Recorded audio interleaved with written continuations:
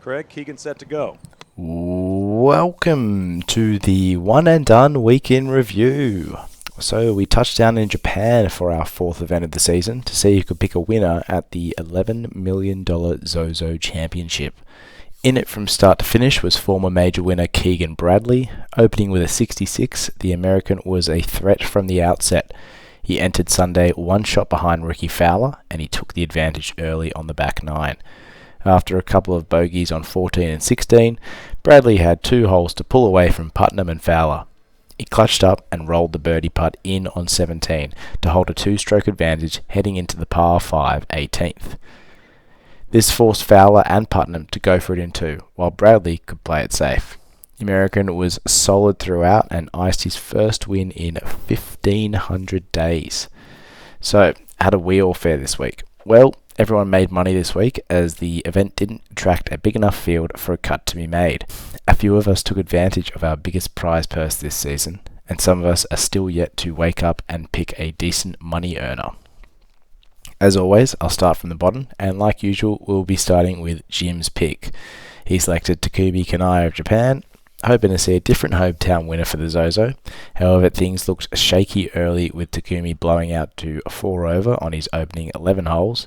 Things didn't get much better for Takumi as he limped through the 4 rounds to finish T53, earning Jim a measly $22,586.67. We had a third of us place our faith in last year's winner, Hideki Matsuyama.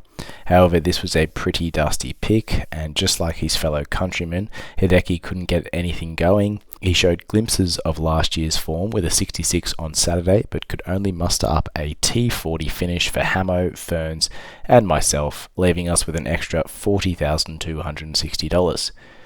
Sticking with the Asian player theme, Woods and Tommy went with the birdie king, Sung Jae Im.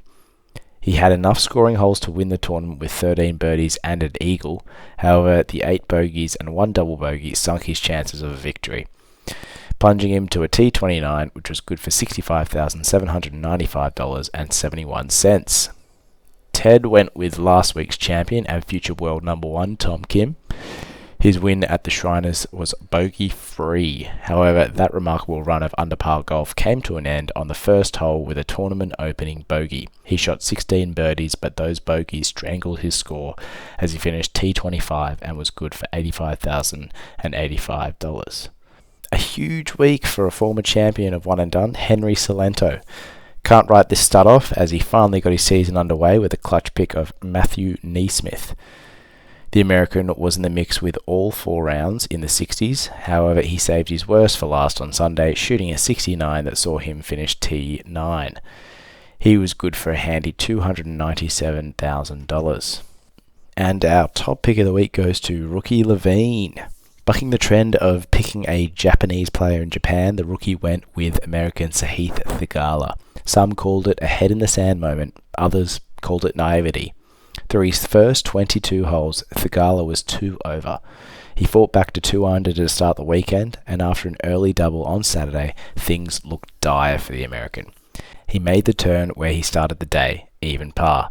With nothing to lose, he went into the halfway house, grabbed a Villi sausage roll drenched in sauce, and proceeded to peel off 7 birdies on the back 9 to shoot a 63. The kid has the talent to win tournaments. It's only a matter of time. His T5 finish was good for $401,500. So what does the leaderboard look like after 4 events? Well, Woods continues to slide down the rankings to 7th. We have Jim dead last, and not looking like getting off the bottom of the heap, to be honest. Roberts maintains 3rd place. Fern slides down to 5th. Ted maintains his 6th position. Hamo firmly in 2nd place. The sleeping giant, Hen, he's woken up, and he's left Jim in the dust at 8th. I'm still at the top after another poor selection, and our biggest riser is the rookie. Mr. Levine has shot up to a solid 4th place. Next week, we venture down to South Carolina for the CJ Cup at Congaree Golf Club. With $10.5 million on the line, there's still money to be made this week. Last year, Rory was lights out as he shot 25 under to beat out Colin Morikawa by 1 stroke.